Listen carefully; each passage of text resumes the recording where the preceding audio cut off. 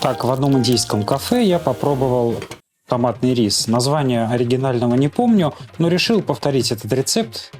Что у нас в ингредиентах? Рис, панир, томатное пюре или томатная паста немного разведенная, стручковая фасоль, цветная капуста, картошка, морковка, соль и вода. Из специй у нас зерна кардамона и гвоздики, тоже самые важные ингредиенты.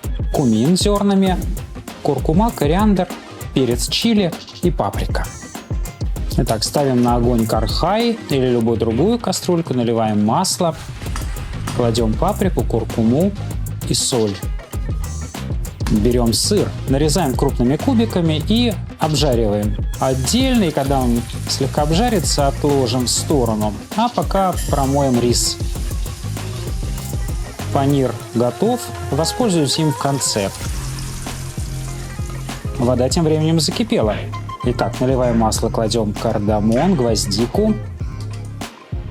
Нарезаем наши овощи, морковку и картошку крупно, остальное мелко. Кидаем перец чили, морковку, картошку. Посолим.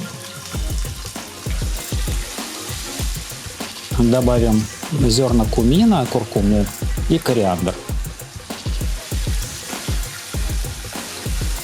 Нарежем стручковую фасоль. Кладем сюда же и цветную капусту крупными соцветиями. Оставим на огне минут на 7-8 до полуготовности. Так, кладем промытый рис, перемешиваем, выливаем томатное пюре, размешиваем. Заливаем водой. Воды примерно в 2,5 раза больше, чем риса. Накрываем крышкой.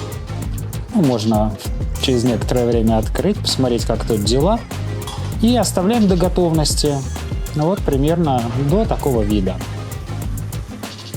Выкладываем на тарелку.